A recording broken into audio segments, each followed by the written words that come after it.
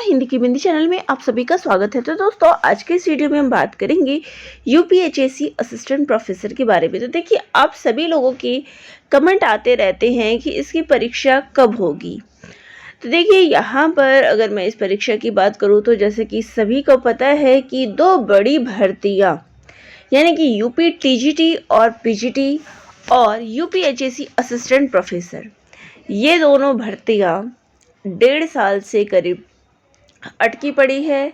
इसके अलावा जो नई भर्तियां हैं यूपी की, वो भी कहीं ना कहीं अटक गई है, वो भी नहीं निकली है और ये तो फॉर्म भरने के बाद भी नहीं निकली है।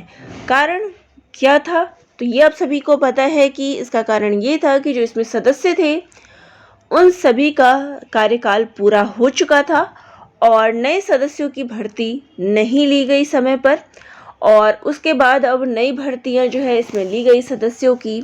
तो यहाँ जो पिछली जानकारी ये थी कि जो इसमें 12 सदस्य और एक जो है सचिव होंगे, तो 12 सदस्य इनको मिल चुके थे और जो हेड होते, सचिव होते, उनकी नियुक्ति नहीं हुई थी। तो अभी भी कार्यभार जो है, ये जो आगे का प्रोसेस है वो रुका हुआ था।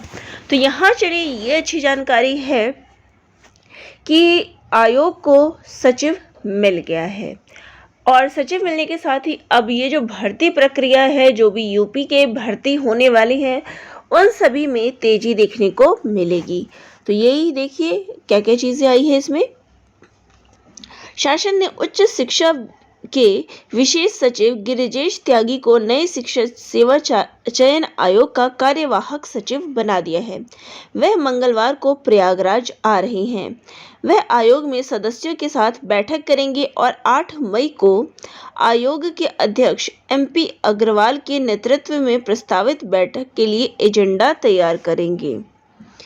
ऐसे में लंबित शिक्षक भर्ती प्रक्रिया अब तेजी के साथ आगे बढ़ने की उम्मीद है। यानी कि जितने भी इसमें वैकेंसी थी सदस्यों को लेकर, वो सारी चीज़ें अब पूरी हो चुकी है।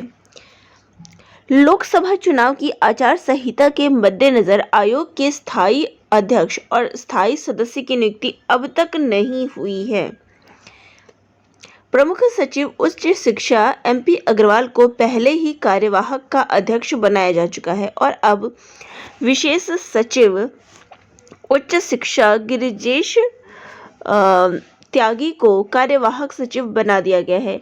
आयोग के 12 सदस्य पहले ही नियुक्त किए जा चुके हैं। ऐसे में आयोग अब बैठक कर भर्तियों के बारे में निर्णय ले सकता है। आयोग के सचिव गिरिजेश त्यागी 7 मई को प्रयागराज पहुंचेंगे और सदस्यों के साथ बैठक करेंगे। इस दौरान 8 मई को सुबह 11 बजे अध्यक्ष MP अग्रवाल के नेतृत्व में प्रस्तावित बैठक के लिए एजेंडा तैयार किया जाएगा। आयोग के सूत्रों के अनुसार बैठक के दौरान अशासकीय महाविद्यालयों में TGT PGT के जो 4163 पद और अशासकीय महाविद्यालयों में असिस्टेंट प्रोफेसर के 1000 पदों पर लंबित भर्ती प्रक्रिया शुरू करने पर निर्णय लेने की प्रक्रिया है। और ये तो वही चीज़ें हैं कि इन दोनों की भर्तियां जो है 2022 में आवेदन लिए गए थे और अभी तक इसके तैयारी के बारे में कुछ भी नहीं है, क्योंकि ये सदस्यों की भर्ती और उनके कार्यभार स्टार्ट करने पर ये डिपेंड कर रहा था। तो चलिए ये अच्छी खबर है। अब देखिए 8 मई को आप सभी का इंतज़ार है कि 8 मई आ जाए और उस दिन जब इनकी पहली बैठक होगी तो उसमें इन भर्ती प्रक्रिया को लेकर क्या निर्णय लिया जाता है, ये देखने वाली बात है। तो जैसे कि मैंने आप सभी को बताया है कि जो भी जानकारी मुझे यहाँ से मिलती है मैं आप सभी को अपने चैनल के माध्यम से बताती रहती हूँ। और रही बात, तो अब यहाँ पे आप मान सकते हैं कि 3-4 महीनों में जो आपकी परीक्षाएं हैं, जितनी भी लंबित परीक्षाएं हैं, वो सारी परीक्षाएं इन्हीं समय में होनी है। तो आप अपनी तैयारी पे फोकस कीजिए। परीक्षा जब होगी तब होगी ही, चाहे 1 महीने बाद हो, चाहे 2 महीने बाद हो, चाहे 4 महीने बाद हो, परीक्षा तो होनी तय है।